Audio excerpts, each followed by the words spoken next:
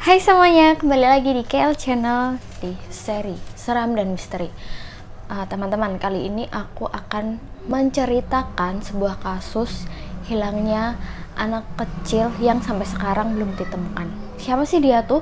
Dia itu namanya Ethan Pets yang berusia 6 tahun. Kayak gimana ceritanya? Kita langsung ke prolognya aja.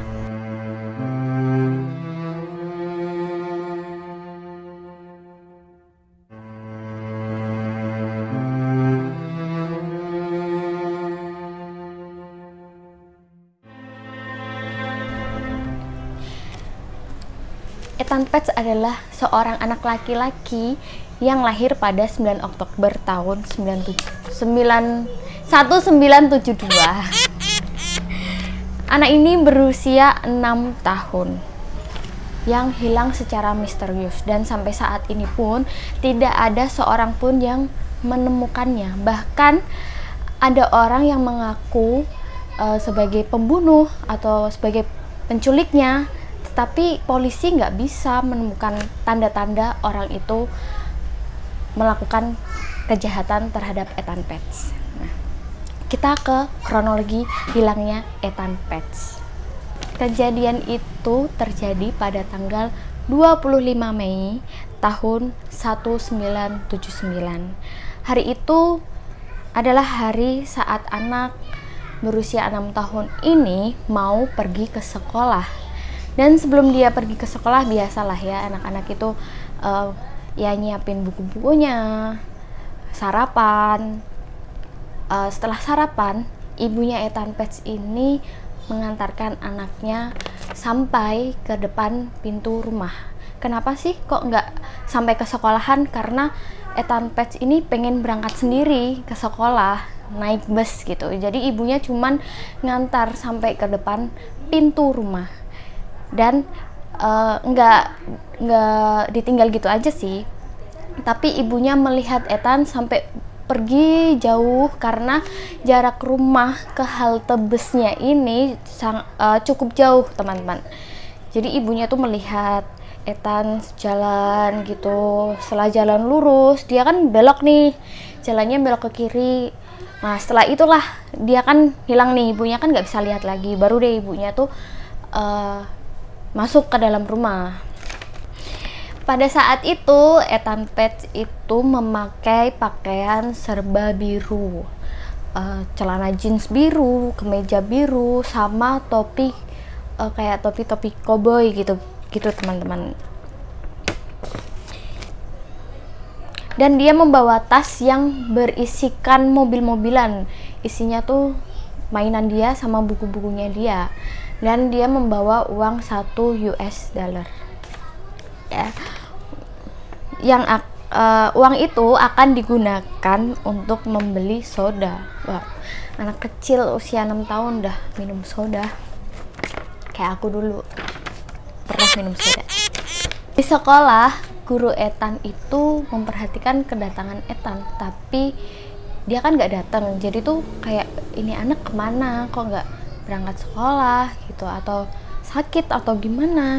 Terus lalu gurunya itu melapor ke kepala sekolah kalau anak ini itu nggak berangkat ke sekolah, nggak datang ke sekolah. Terus kemudian sampai ditunggu tuh teman-teman, ditunggu sampai pulang sekolah tuh dia nggak datang, sama sekali nggak datang.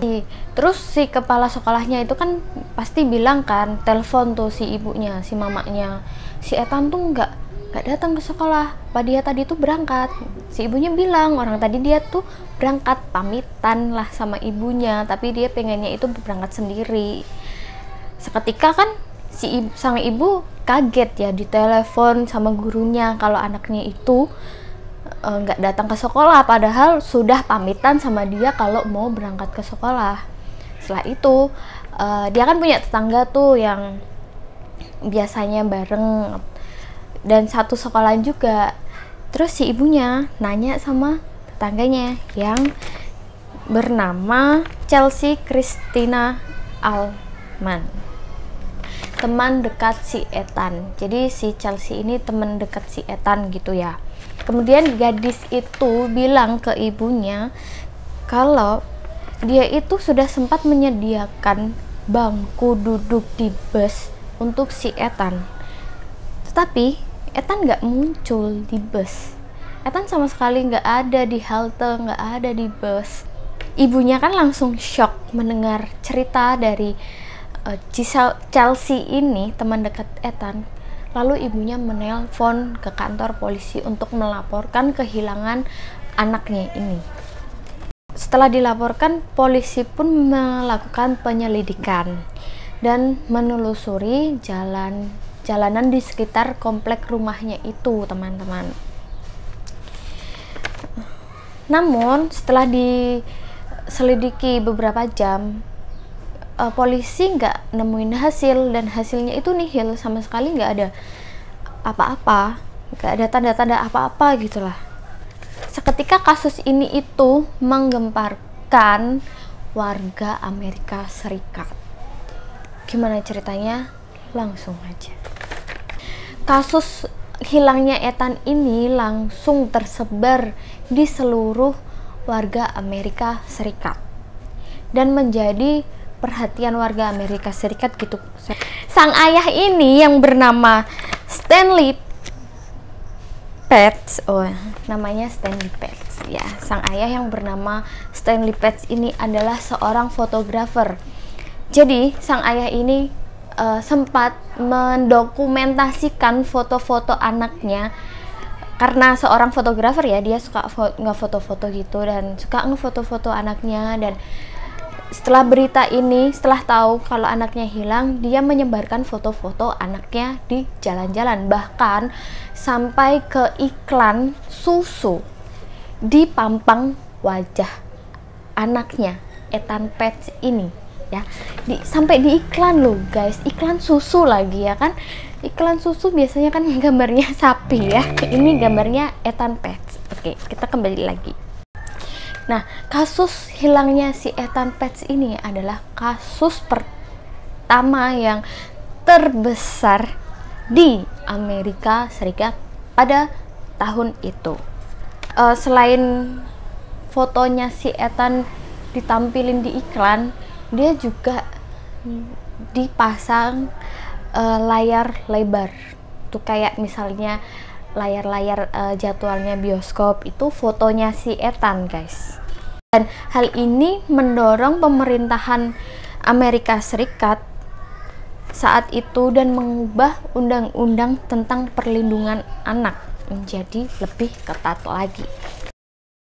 Pada tanggal 30 Januari tahun 2010, tepat 31 tahun hilangnya si Ethan, warga Amerika Serikat ini dikejutkan oleh seseorang yang mengaku dirinya ini telah membunuh si Ethan. Nah, seseorang ini adalah bernama Pedro Hernandez yang berasal dari New Jersey. Pria yang saat itu berusia 51 tahun mengaku bahwa dirinya telah membunuh Ethan Petz ini dengan cara mencekiknya dan membuang jasadnya ke tong sampah. Sayangnya, pihak kepolisian tidak bisa mempercayai pengakuannya tersebut begitu saja karena si Pedro Hernandez ini mempunyai riwayat penyakit skizofrenia. Dirinya itu sering sekali berhalusinasi.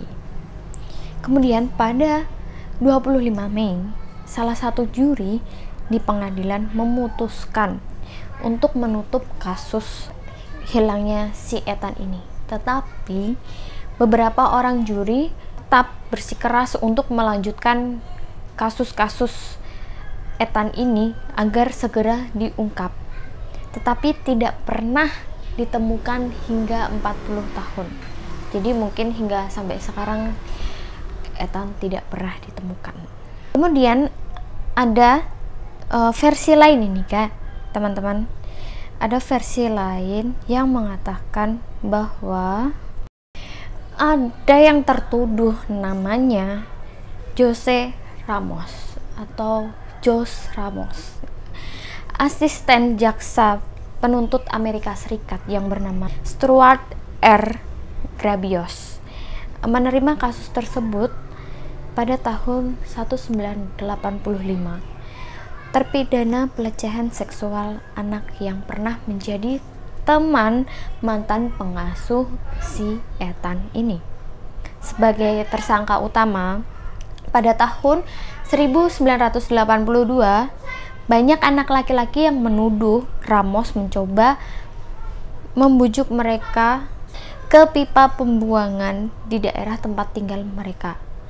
Kemudian saat polisi menggeledah pipa pembuangan tersebut, mereka menemukan foto-foto Ramos dan anak-anak kecil-kecil, anak-anak laki-laki ya guys ya, yang masih kecil-kecil, yang masih usia 6 tahun gitu. Kemudian salah satu dari foto itu, polisi menemukan foto yang mirip sama Ethan Page ini, teman-teman. Kemudian Grabios akhirnya menemukan bahwa Ramos telah ditahan di Pennsylvania sehubungan dengan kasus penganiayaan pelecehan seksual terhadap anak laki-laki. Pada saat itu Ramos mengatakan bahwa pada hari hilangnya si Ethan ini, dia telah membawa anak laki-laki ke apartemennya, tetapi dia tidak menyebutkan siapa namanya. Dia membawa ke apartemennya untuk diperkosa. Dan Ramon mengatakan bahwa dia 90% yakin itu adalah anak laki-laki yang kemudian muncul di TV. Jadi kayak dia itu ketika beritanya si Ethan ini membludak, terus sekian lamanya dia mengaku kan, dia tertuduh,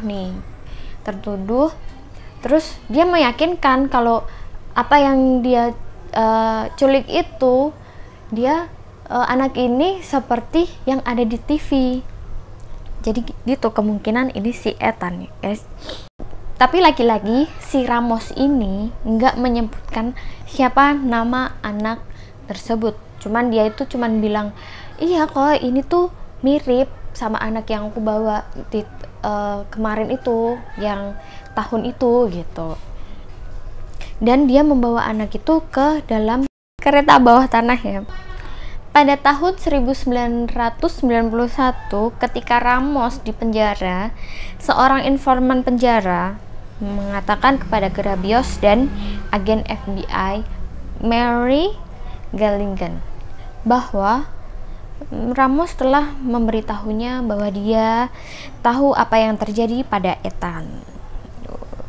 Makin rumit ini kasusnya ya. Ramos bahkan menggambar peta rute bus si Ethan yang menunjukkan bahwa dia tahu halte bus Ethan yang biasanya Ethan mau berangkat sekolah ini ya, biasanya ke halte itu. Dia tahu. Dalam laporan kasus tentang anak-anak yang hilang, New York Post melaporkan pada 21 Oktober tahun 1999 bahwa Ramos adalah tersangka utama hilangnya Ethan. Ramos telah dikenal oleh keluarga Page dan merupakan tersangka utama selama ini. Tetapi data awal tahun 1980-an, pihak berwenang tidak dapat menuntut Ramos. Tubuh Ethan tidak pernah ditemukan sampai saat ini, dan ia dinyatakan meninggal begitu saja secara hukum. Jadi menurut kalian gimana teman-teman kasus ini? Apakah bahwa benar Jose Ramos itu yang membunuhnya, atau si Pedro Hernandez ini yang membunuhnya? Atau kalian punya berita lain atau pendapat lain? Diskusikan di kolom komentar. Oke. Jadi gitu aja teman-teman ceritanya. Kita kembali lagi minggu depan ke seri. Terima kasih. Bye bye.